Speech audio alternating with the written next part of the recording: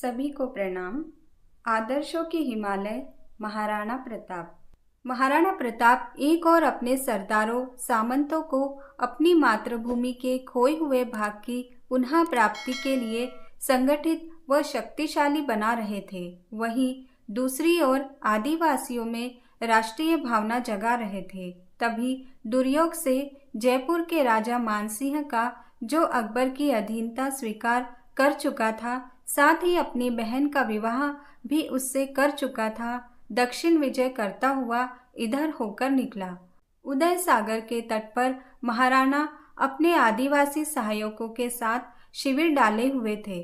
थोड़े ही दिनों में महाराणा ने इन प्रकृति पुत्रों का हृदय जीत लिया था। महाराणा उनके साथ बिना किसी दुख के रहते थे।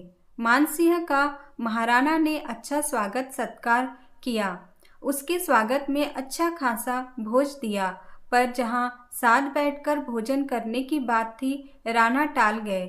स्वतंत्रता प्रेमी भील आदिवासियों के साथ एक ही पंगत में बैठकर भोजन करने वाले राणा को अपने स्वार्थ और सुख के लिए अपने जातीय और राष्ट्रीय स्वाभिमान को भुलाकर विधर्मी विदेशी अकबर की अधीनता स्वीकार करने व अपनी बहन ब्याह देने वाले आदर्शोच्युत मानसिंह के साथ बैठकर भोजन करना गवारा न हुआ। उन्होंने कहला भेजा, उनके सिर में दर्द है।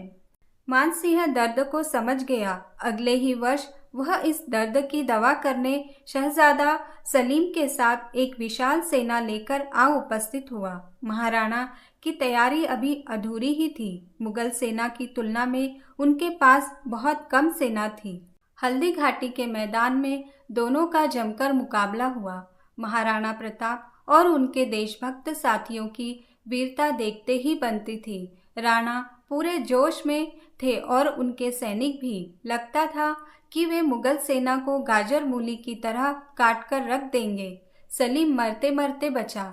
मानसिंह भय के मारे सामने नहीं आया। संख्या में कम होने के कारण राणा के साथी कटकर मरने लगे। इस युद्ध में उन्हें भयंकर हानि उठानी पड़ी। अपने थोड़े से साथियों के साथ उन्हें वन वन भटकना पड़ा। ऐसे समय में पर्वत पुत्र आदिवासियों ने अपने देश के वीर नायक की भरपूर सहायता की।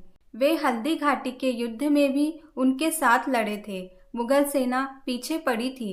खाने के लिए घास की रोटियां मिलती, कभी वे भी नहीं मिलती। राजकुमार के हाथ से वन बिलाव घास की रोटी छीन कर भाग खड़ा होता।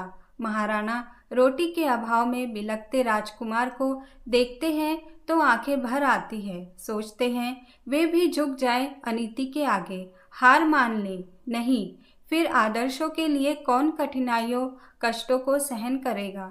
महाराणा का यह स्वातंत्र्य प्रेम का उच्च आदर्श भारतीय इतिहास की अनमोल थाती बनकर रह गया है। आज भी उनकी जयंतियां मनाई जाती है, उनकी प्रतिमाएं प्रतिष्ठित की जाती हैं, क्योंकि उन्होंने एक महानतम भावना को उच्चतम विकास दिया था। कवि बांकीदास ने उनके लिए लिखा है, अकबर रूपी घोर अंधकार भरी रात्रि में सब भारतीय सो गए थे, किंतु इस संसार के रचने वाले ईश्वर के महानतम अंश को स्वयं में जगाए हुए राणा प्रताप प्रहरी बनकर जागकर राष्ट्र और संस्कृति की रक्षा कर रहे हैं।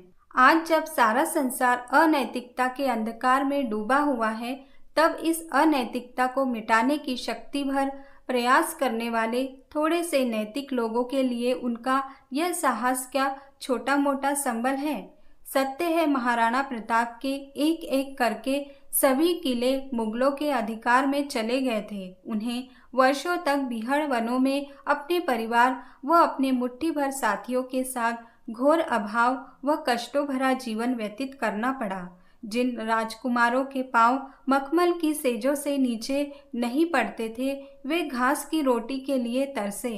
किंतु इस तप ने राणा की नैतिक विजय का लोहा उन हिंदू राजाओं को ही नहीं मनवा दिया, जिन्होंने स्वार्थ और सुख के लिए अपनी स्वतंत्रता व अपने राष्ट्रीय गौरव को बेच दिया था, वरन स्वयं अकबर ने भी माना, कोई व्यक्ति बिना राज्य और बिना किसी संपदा के भी महान हो सकता है। यह उसने भी जाना।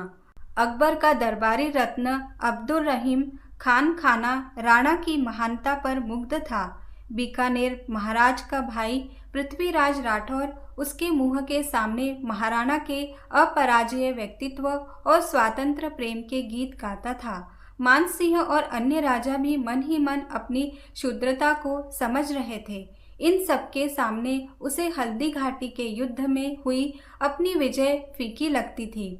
उनकी जो प्रतिज्ञा थी कि उनका मस्तक केवल ईश्वर के सामने झुक सकता है, इस प्रतिज्ञा में उनका अहम नहीं वरन इनकी ईश्वर निष्ठा, संस्कृति निष्ठा व राष्ट्र निष्ठा ही बोल रही थी। वे मातृभूमि छोड़ने और सिंध के रेगिस्तान में जाकर नई शक्ति संगठित करने के लिए तैयार थे, पर वे अपने देश की स्वतंत्रता को व्यक्तित्व सुखों के लिए बेचने को तैयार नहीं हुए। कहना न होगा कि स्वतंत्र भारत उस समय राणा के हृदय में अवस्थित था। द्वितीय विश्व युद्ध के समय समस्त फ्रांस पर जर्मनी की सेना का अधिकार था, पर जनरल दगाल के साथ फ्रांस का अस्तित्व व व्यक्तित्व इंग्लैंड में सुरक्षित था। ठीक उसी प्रकार राणा प्रताप सारे देश की स्वतंत्रता के प्रतीक बन चुके थे, जबकि वे खाली हाथ थे। राज्य छिन चुका था। राणा का तप पूरा हुआ। भामाशाह के रूप में ईश्वर ने उनकी मनोकामना पूरी कर दी। भामाशाह ने अपने कोष की कुंजी इनके चरणों में रख दी, जिससे 25,000 व्यक्ति 12 वर्ष तक गुजर कर सकते थे। इस धन से उन्होंने पुनः शक्ति संगठित की और एक एक करके 32 किले मुगलों से छीन लिए। केवल चित्तौड़ और मांडलगढ़ के 2 दुर्ग जीतने शेष रह गए थे कि यह अमर विभूति इस संसार को छोड़ गई। महाराणा प्रताप का यह स्वातंत्र प्रेम आदर्श जीवन यदि हमारे रक्त में उबाल न लाए और हम इस अनैतिकता की सर्वभक्षी विभीषिका से स्वयं मुक्ति पाने और समाज को मुक्ति दिलाने के लिए व्यक्तिगत सुखों का मोह न त्याग सके, तो इससे बड़ी लज्जा की बात और क्या होगी। ओम शांति।